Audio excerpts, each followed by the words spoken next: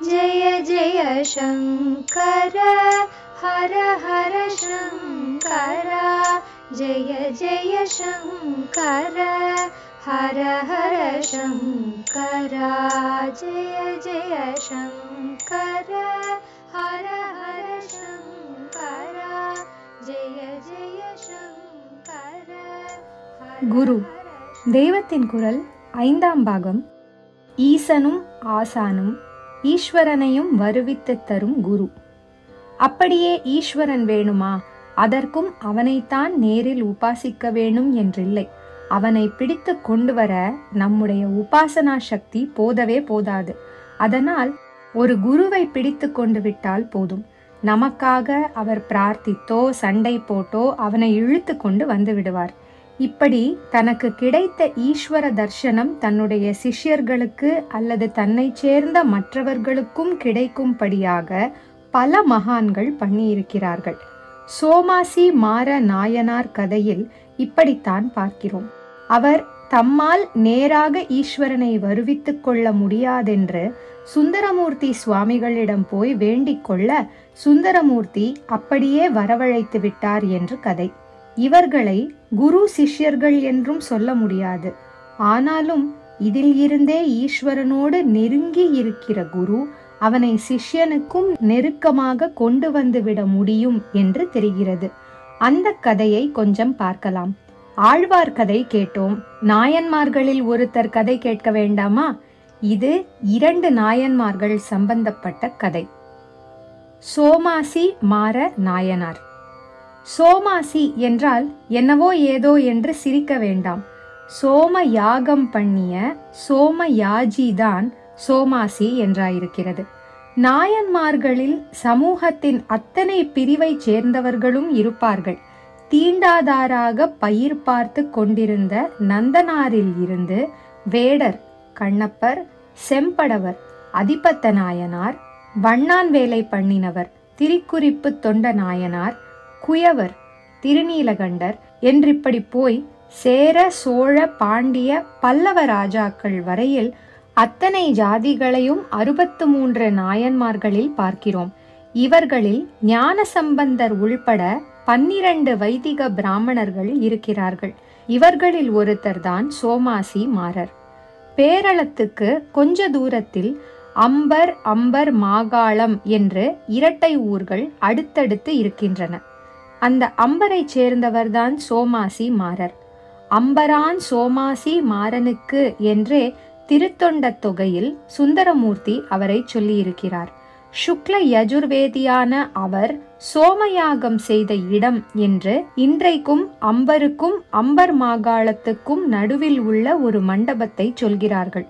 வைகாசி மாச ஆயில்யத்தில் அந்த யாகத்தை ஞாபகப்படுத்தி உற்சவம் நடத்துகிறார்கள். அதில் சுவாரஸ்யமான அம்சங்கள் உண்டு. அது சம்பந்தமாகத்தான் கதை சொல்ல வந்தேன். நாமாக ஈஸ்வரனை வரவழைக்க முடியாத போது நமக்காக குருவை அல்லது குருஸ்தானத்தில் உள்ள ஒரு பெரியவரை கொண்டு அவனை வரவழைத்து கொண்டு விடலாம் என்கிற கதை. பெரிய புராணத்தில் சோமாசி மாறரை பற்றி சொல்லும்போது அவர் யாக கர்மாவின் மூலமே பரமேஸ்வரனை பிரீத்தி செய்துவிடலாம் என்ற அபிப்பிராயத்தை உடையவர் என்றும், திருவாரூருக்கு போய் சுந்தரமூர்த்தி சுவாமிகளை ஆசிரயித்து அதன் மூலமே சிவசாயுஜ்யம் அடைந்தார் என்றும் மாத்திரம் சொல்லி அதோடு விட்டிருக்கிறது. ஸ்தல புராணங்களில் இருந்து அவர் பண்ணின சோமயாக கதையை, சுவாரஸ்யமான கதை என்றேனே, அதை தெரிந்து கொள்கிறோம். அநேக ஸ்தல புராணங்களைப் போல இது ஜனங்களுக்கு தெரியாததாக இல்லாமல் அந்த சீமைகளில் இன்றைக்கும் பிரபலமாக இருப்பதால் இதற்காகவே உற்சவம் கூட நடத்துவதால் ஆத்தென்டிக் ஆனதுதான், அதாவது ஆதாரபூர்வமானதுதான் என்று தெரிகிறது. இப்படி சொன்னதால் ஜனங்களுக்கு அதிகம் தெரியாத ஸ்தல புராணங்கள் ஆத்தென்டிக் இல்லை என்று அர்த்தம் இல்லை. சோமயாகத்தினால் பரமசிவனை பிரீத்தி பண்ண வேண்டும், அதிலே நாம் கொடுக்கிற ஆகுதிகள் அக்னிமுகமாக அவனை சென்றடைகின்றன என்று வெறுமனே ஒரு நம்பிக்கையின் மூலம் தெரிந்து கொண்டால் போதாது.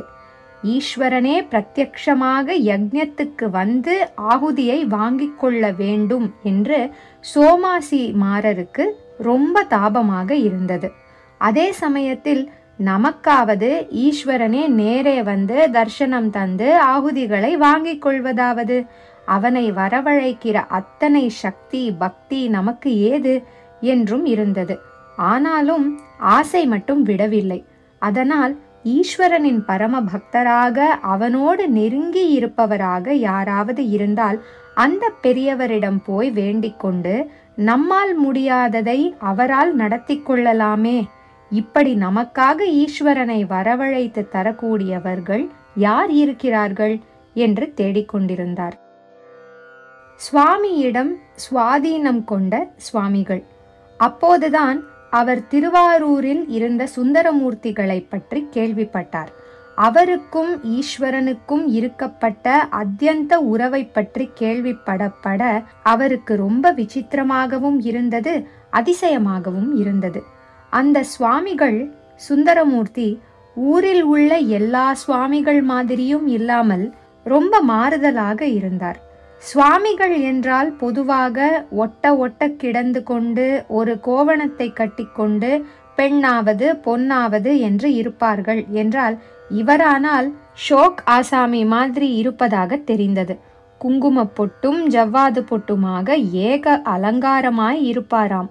அதோடு கேட்டாலே ஷாக் அடிக்கிற மாதிரி போகப்படாத வீட்டுக்கு போகிறவராம். இருந்தாலும் ஈஸ்வரன் அவருக்கு ரொம்பவும் அத்தியந்தமாம். பொன் வேணும் பெண் வேணும் என்று அவனையே இவர் கேட்டால் அவனும் உடனுக்குடனே அப்படியே கொடுக்கிறானாம். போகப்படாத வீட்டுக்காரி இவர்கிட்டே கோபித்து கொண்டால் இவருக்காக ஈஸ்வரனும் அந்த போகப்படாத இடத்துக்கு நடையாக நடந்து தூது சொல்லி அவளுடைய கோபத்தை தீர்த்து வைத்து இவர் அங்கே மறுபடி போகும்படி சகாயம் பண்ணுகிறானாம்.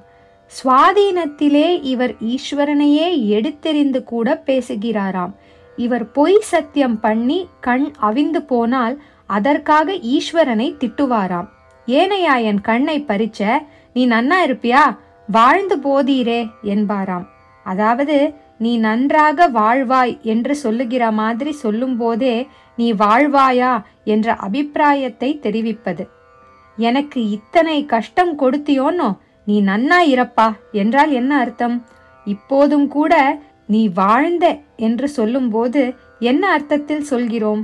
இப்படி அந்த சுவாமிகள் ஈஸ்வரனையே கடிந்து கொள்கிறாராம். குறிப்பு: மீளா வடிமை பதிகத்தின் அடிகள் வாழ்ந்து போதீரே என்றே முடியும். ஈஸ்வரனும் உடனே கண்ணை கொடுக்கிறானாம்.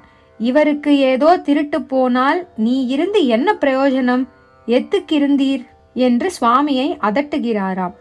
கொடுகு வெஞ்சிலை என்ற பதிகத்தின் ஒவ்வொரு அடியிலும் கேட்கும் கேள்வி. உடனே சுவாமி திருடர்களையே திரும்பி வந்து கொள்ளையடித்ததை எல்லாம் கொட்டிவிட்டு போக பண்ணுகிறாராம். மிரட்டி உருட்டியும் கூட சுவாமியிடம் காரியம் சாதித்துக் கொள்வதால் அவருக்கு வன்றொண்டர் என்றே பேராம். தொண்டர்கள் என்றால் அடங்கி ஒடுங்கி கிடப்பார்கள் என்றால், இவரோ வன்மையாக கண்டித்து பேசி எஜமானனிடம் காரியம் வாங்கிக் கொள்ளும் வன் தொண்டராய் இருக்கிறார். இவர் விசித்திரமான தொண்டராய் இருக்கிறார் என்றால், சுவாமியும் அதைவிட விசித்திரமாக இவர் சொல்கிறபடியெல்லாம் கேட்கிற இன்னொரு யதோக்தகாரியாக இருக்கிறார் என்றெல்லாம் சோமாசிமாரர் நினைத்தார். ஜெய ஜெய சங்கர, ஹர ஹர சங்கர, மகா பெரியவா சரணம்.